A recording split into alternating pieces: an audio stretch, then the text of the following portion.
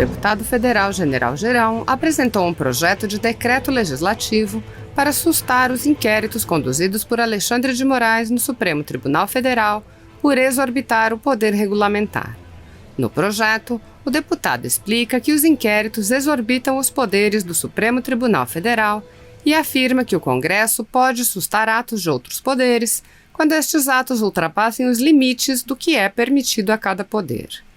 O deputado cita o artigo: Congresso pode derrubar atos normativos do Judiciário, de Pablo Bezerra Luciano e Vanessa Afonso Rocha, onde os autores defendem que o poder do Congresso se estende ao Judiciário quando este pratica atos que exorbitem o poder regulamentar ou os limites da delegação legislativa. Em trechos citados, os autores dizem: a menos que se admita que, para além do Executivo, os demais poderes e funções do Estado escapam à lógica de Montesquieu, pois tomados por suposta infalibilidade, é preciso urgentemente que o Congresso Nacional assuma, de fato e de direito, o papel de potencial restrição e sustação de atos regulamentares praticados pelo Poder Judiciário, pelo Ministério Público, pelos Tribunais de Contas e pela Defensoria Pública.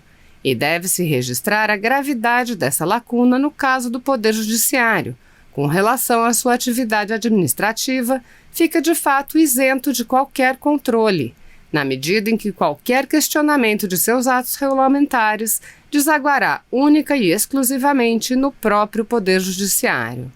Ora, é certo que não se há de acreditar que os juízes são iluminados e infalíveis, de modo que essa lacuna põe em risco a própria noção de Estado democrático de direito. O deputado defende que mesmo o Poder Judiciário, ainda que em hipóteses remotas, se praticar a exorbitância no poder de regulamentação ou a extrapolação de delegação legislativa, poderá ter seus atos sustados. Girão explica que, a olhos vistos, é o que ocorre na determinação de abertura do inquérito em questão. Girão aponta que o ato que criou o inquérito 4781 exorbita o próprio conteúdo do artigo 43 do Regimento Interno do Supremo Tribunal Federal, apontado como sua base legal. O artigo 43 afirma: ocorrendo infração à lei penal na sede ou dependência do tribunal, o presidente instaurará inquérito se envolver autoridade ou pessoa sujeita à sua jurisdição, ou delegará esta atribuição a outro ministro. O deputado explica: não há infração que tenha ocorrido na sede ou dependência do tribunal. E mais importante, se o regimento tivesse de fato tamanha extensão como pretendida no ato do senhor ministro presidente do STF, estaria infringindo qualquer limite do singelo poder de regulamentação, pois não há tal regra primária no direito brasileiro. Girão cita o artigo de Luiz Henrique Antunes Alóquio, a sustação de atos que exorbitem do poder regulamentar, o caso dos atos oriundos do Poder Judiciário. Abre aspas. Façamos duas conjecturas, apenas para o debate da possibilidade de um decreto legislativo se, e somente se, houvesse excesso regulamentar. Primeiro, não parece ter havido infração penal ocorrida na sede ou dependência do tribunal. Em segundo lugar, e mais importante, se o regimento interno do Supremo Tribunal Federal tivesse de fato tamanha extensão, como pretendida na portaria, não poderia ser, ao menos em tese, averiguada pelo Congresso uma infringência aos limites regulamentares típicos de um regimento? Ao menos num primeiro momento, não parece haver regra primária que albergue a extensão daquela regulamentação no direito brasileiro. Fecha aspas. Girão conclui: nestes termos, justifica-se a sustação do ato, como se propõe. Dos deputados e senadores, diz claramente que nós somos invioláveis nos votos, palavras e atos, opiniões. É claro que a gente tem sim o direito de externar as nossas opiniões, as nossas palavras, os nossos atos também. Se nós estamos participando de alguma atividade como essa aqui, e externamos a nossa opinião, nós não estamos apenas falando em nosso nome, nós estamos falando em nome daqueles que nós representamos, que são os eleitores. Então, para isso é que existe a eleição de representantes do povo. E exatamente em função disso daí, para terem uma ideia, nesse momento a gente está discutindo eu estou com 2 volumes aqui, que são as minhas razões de defesa que estamos apresentando. A Procuradoria-Geral da Câmara, assim como a deputada Bia também tem as dela, e vários outros deputados, porque tivemos o sigilo bancário quebrado, acusados de estarmos apoiando manifestações antidemocráticas. Nada a ver com isso daí. Primeiro que não apoiamos, e se tivéssemos apoiado, teríamos todo o direito, assim como cidadãos, não somente como deputados. E a acusação de que a gente fez uso de verba parlamentar, de verba pública, para a divulgação da atividade parlamentar, também é uma coisa furada, porque todos têm essa verba, ela está legal, ela está legalizada, reconhecida, e não tem motivo de estarmos sendo atacados.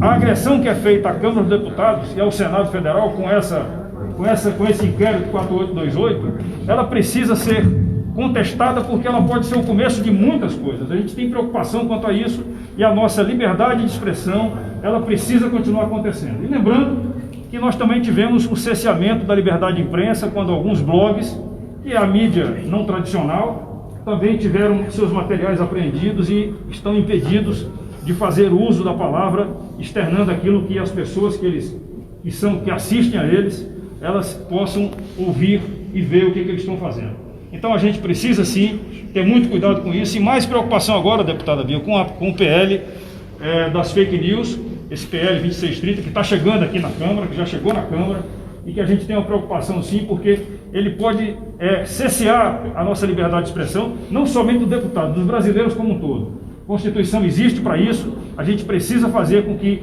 a vontade do povo, que é soberana, ela sim é soberana, ela seja cumprida. A gente lamenta, não é uma agressão às instituições, pelo contrário, talvez algumas instituições estejam sendo agredidas quando o presidente da República nomeia alguém e é impedido por um ato monocrático de um integrante de um outro poder. Essa é a realidade que a gente está vivenciando, e a gente quer hoje aqui fazer um chamamento que mais deputados e senadores possam se juntar a nós, para que a gente possa estar juntos nessa discussão em prol da nossa liberdade de expressão, liberdade de opinião, liberdade de imprensa, e também da nossa inviolabilidade como deputados federais. Alguém mais quer falar? Obrigada. Se você continuar falando, você quer sentar na palavra. Bom, boa tarde a todos. Obrigada por estarem aqui. A nossa intenção é a gente lembrar ao parlamento, né, a cada parlamentar aqui, que essa prerrogativa da inviolabilidade da palavra, do voto, da opinião, ela é garantia da própria democracia. É ela que garante o exercício do nosso mandato. E nós estamos aqui para representar o povo. Então, nesse momento, é preciso que a gente separe qualquer ideologia, qualquer inimizade. O que nós temos que pensar é que essa é a prerrogativa de cada um de nós. Então, nós não podemos concordar até quando um adversário político nosso tem essa sua prerrogativa ceifada, porque isso acabará por atingir a todos, a qualquer um dos parlamentares. E além dessa nossa prerrogativa, é muito importante que a gente lembre que estamos aqui para representar o povo, e a voz do povo que está também ameaçada com esse projeto que a gente chama da censura. Ninguém sabe o que são fake news. Fake news, como disse o grande Guilherme Fiuza, é o que quiser que seja, é qualquer coisa. E nós conclamamos, inclusive, a imprensa, que não faz parte desse projeto, mas pode vir a fazer por uma emenda de qualquer parlamentar. E também os senhores poderão ter a liberdade de vocês ameaçar. Então vamos nos unir nesse momento pela liberdade de expressão, que é pilar de qualquer democracia. Muito obrigada. Eu vou passar agora para o Eduardo Bolsonaro. Boa tarde. Eu queria aqui não ser repetitivo, então somente agregar que o artigo 53 da Constituição sofreu uma alteração através de uma emenda em 2001. Até então, o texto constitucional dizia que deputados e senadores são invioláveis, civil e penalmente, por suas opiniões, palavras e votos. Para que não houvesse qualquer tipo de dúvida, essa emenda ainda acrescentou a palavra quaisquer. E hoje temos o texto que todos os deputados e senadores são invioláveis, civil e penalmente, por quaisquer opiniões, palavras e votos. Mais claro do que isso, meus caros, impossível.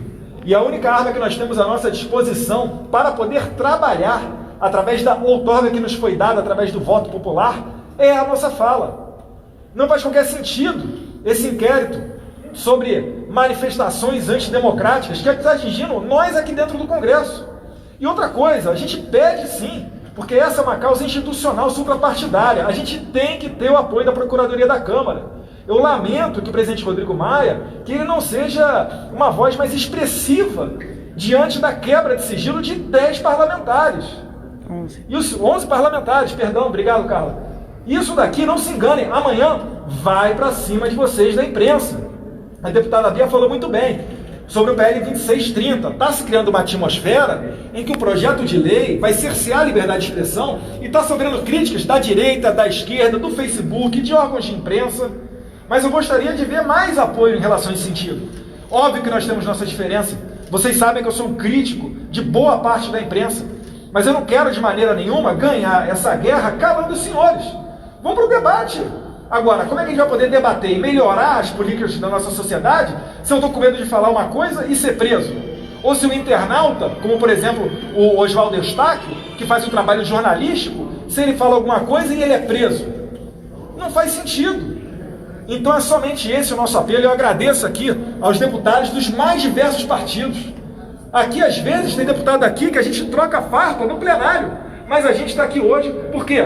Porque nós somos maduros o suficiente para entender que numa democracia o direito à liberdade de expressão tem que valer, tem que viger, independentemente da vontade de uma ou outra autoridade. Então passo a palavra aqui a quem desejar fazer uso da palavra. Santinho, Hildo, Vai lá, Santinho. Pedro Lucas, Paulo Eduardo Martins, Nivaldo. Pode. Boa tarde a todos e a todas. Esse é um momento que pede que a gente faça uma grande reflexão sobre o que vem acontecendo em nosso país. Não tem espaço para nós sairmos da crise que estamos passando, diminuindo a importância de qualquer um dos pilares dessa democracia. E quando eu digo qualquer um, é qualquer um mesmo. Poder executivo, poder legislativo e poder judiciário. Nós não estamos aqui atacando a instituição. O que nós estamos falando é de comportamento. A ninguém pode ser dado o direito de manchar a imagem de uma instituição a partir do ato dos seus integrantes. E nós, no Parlamento, nós que recebemos a procuração para trazer a voz daqueles que estão clamando por justiça, estamos aqui hoje dando total apoio a esse ato que está sendo promovido pelo deputado General Girão, pela deputada Bia Kiss e por todos aqueles que se sentiram injustiçados nesse processo. Nós não vamos abrir mão de defender as prerrogativas desta casa e também de lutar pela nossa democracia. Paulo. Quem mais? O Paulo. Jornalista. Boa tarde a todos. Além de reiterar tudo que assinar, aliás, subscrever tudo que já foi dito, eu quero chamar a atenção para a gravidade do que está ocorrendo. Quando a inviolabilidade dos deputados, das opiniões, posições e votos, ela é relativizada, o que está ocorrendo no fundo disso como resultado é a inviabilidade do próprio parlamento, que como por definição é o lugar onde a sociedade se manifesta através de seus representantes eleitos. Então, quando essa manifestação ela pode ser alvo de criminalização, o parlamento sim está sendo viabilizado e sua ação está sendo limitada para quem interessa no momento. E a gente não pode permitir isso. A casa não está devidamente atenta ao risco, ao que representa realmente todo esse movimento que está ocorrendo. Nós não podemos ser defensores das prerrogativas parlamentares ou da liberdade de expressão por conveniência. Nós temos que ser defensores dessas duas coisas por princípios. Defender a liberdade de expressão quando a gente concorda com o que está sendo dito é uma beleza. Eu quero ver defender quando a gente não concorda com o que está sendo dito, mas luta para manter o seu direito daquele de dizer. E esse é o ponto. Tudo isso envolve um movimento maior. É aqui no parlamento, é também as iniciativas legislativas que vêm ocorrendo e também interpretações judiciais a respeito de outros casos que a gente já vê pipocar em primeira instância, como no Rio de Janeiro. O juiz acabou de dar uma decisão dizendo que o réu, ele extrapolou o seu limite de liberdade de pensamento. O que é isso? Então, o PL que fala de fake news, o popular PL das fake news, ele mira primeiro nas redes sociais, mas ele acaba atingindo a liberdade de expressão. E quando atinge a liberdade de expressão, atinge aqui do parlamentar, atinge das pessoas que são usuárias das redes, atinge de vocês, profissionais de imprensa, qual eu também sou. E que se a opinião agora que incomoda é aquela que está nas redes ou a que está na tribuna da imprensa, logo será aquela que está nas bancadas dos telejornais, nas páginas de opiniões dos jornais ou nas colunas de revistas. Esse movimento não tem que ser só desses parlamentares. Aqui eu acho que a gente apenas representa muitos que têm interesse nisso, que não suportam um ambiente de restrição de liberdade de expressão, e esse alerta serve a todos os brasileiros, especialmente aos profissionais que sobrevivem disso. Muito obrigado. Além de reiterar o que os meus colegas falaram, eu queria dividir com os senhores um sentimento que hoje é meu, mas amanhã pode ser de cada um dos senhores ou de alguns dos senhores. Eu tive o meu sigilo bancário e telemático, nem sabia que existia isso, quebrados, por conta de um tweet. Eu pergunto aos senhores, até que ponto isso não pode chegar até os senhores jornalistas, até o povo? Eu, como deputada federal, embasada em todos esses argumentos que meus colegas disseram, tenho tido medo, nas últimas 2, 3 semanas, de me manifestar. Uma representante do povo brasileiro com medo de se manifestar. É até esse ponto que a gente quer chegar. Daqui a pouco isso pode atingir os jornalistas. Já está atingindo o povo. Eu clamo aos senhores que, por favor, deem voz a esse apelo que a gente tem feito aqui. Porque a gente não está defendendo os nossos mandatos só, ou essa instituição. A gente está defendendo o pilar principal da democracia, que é a liberdade de expressão e de pensamento. Muito obrigada. Talvez a ideia seja que esse primeiro movimento de hoje, dessa semana, ele possa se repetir todas as semanas agora, com a adesão de mais deputados e senadores, inclusive também, porque também tem senadores que pensam como nós. Não podemos nos calar, como falou aqui a deputada Carla, não podemos nos calar, não vamos nos calar. Essa é a grande realidade. A gente vai enfrentar isso aí, porque nós acreditamos que a democracia, para existir, tem que ter esses pilares como sendo obedecidos. Nenhuma ditadura será boa para o Brasil, muito menos se for uma ditadura puxada por ações judiciárias. Muito bem.